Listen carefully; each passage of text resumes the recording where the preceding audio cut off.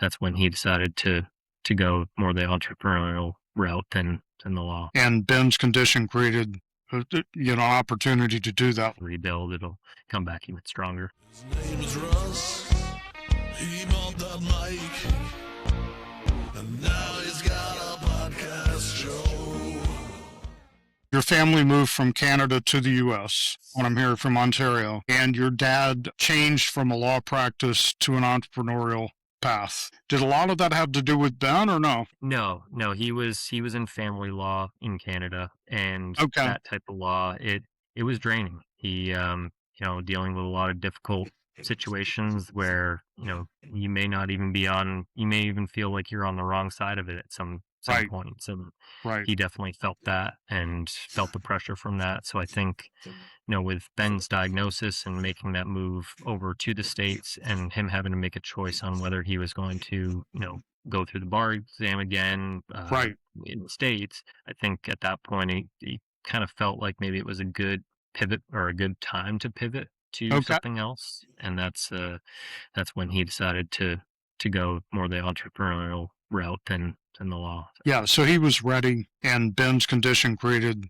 opportunity to do that. Like, but now it's Yeah. obvious what we need to do. Yeah. It's the way I Yeah, hear that. exactly. Yeah, we had Yeah.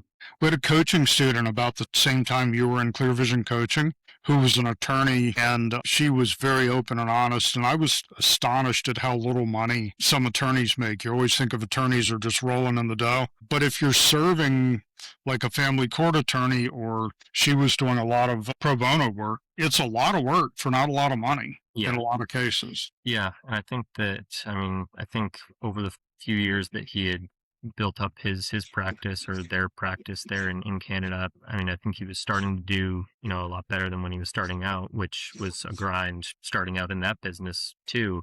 But I think he had gotten to a point where he was doing well, but I think at some point it just didn't, no matter the money, it just the stress and the wear on, the work hours that he was going through. I think that he also knew that wasn't going to be a path Right. long term for him. And so I think that, when he was presented with that opportunity to maybe transition to something else, I think that he realized that was the right time to do that. And so I know he's fortunate that he did that now looking back, and he still is involved with the businesses. They're not, thankfully they're built up to a point where he doesn't have to be. It's provided him the freedom to be able to step away and go visit family in Canada, family down in Florida, for a week or two at a time. And so I don't think he'd be in that position if he was still practicing law. So I think he's It's fortunate.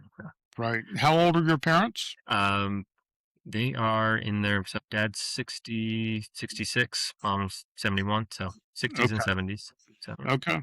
Yeah, so they're able to travel to Florida, travel to Canada, visit yeah, family. That's a pretty cool life. I used to go to Minnesota in the summer and Florida in the winter. We still do Florida in the winter, but it's kind of a cool life to chase the. Used to get down here in the winter.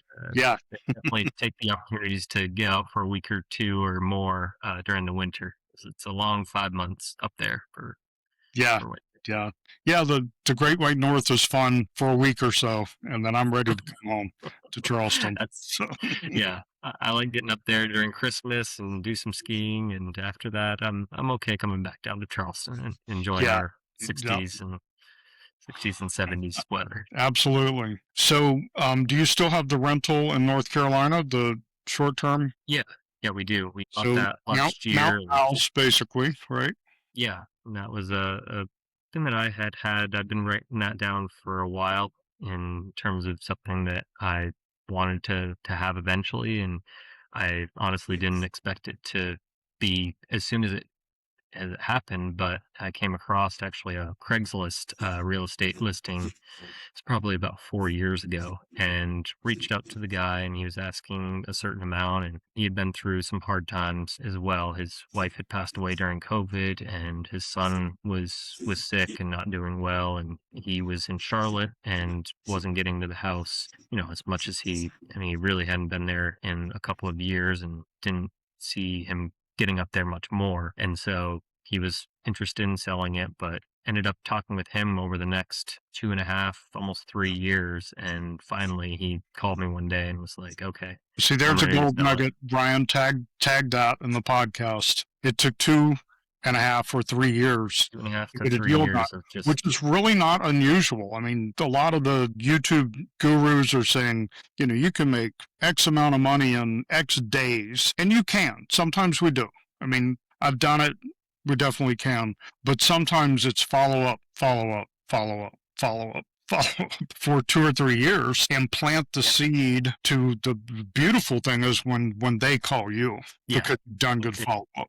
yeah. And that was the case. And I could tell it was a situation where obviously he was going through a lot, and I wasn't putting any pressure on him. I was just, hey, when you're ready, like let's talk, let's sit down and talk. And eventually that point, it got to that point. Unfortunately, his son ended up passing away, and that was so he had two deaths, very close deaths to him, in the last 2 years, or in a span of 2 years. And I think at that point he realized, he wasn't going to be getting up to that house at all, and it was better just to, I don't know, part ways. And so I was able to work out a deal with him for, seller financing on it, and got us into a really good position with that property, taking that on, and needed some work to it. And so took on that portion of it and bought it last year right before the hurricane hit up there, Hurricane Yeah. Helene. And that was an interesting few months getting everything up there back organized. And thankfully there wasn't, I mean, compared to a lot of people up there, we had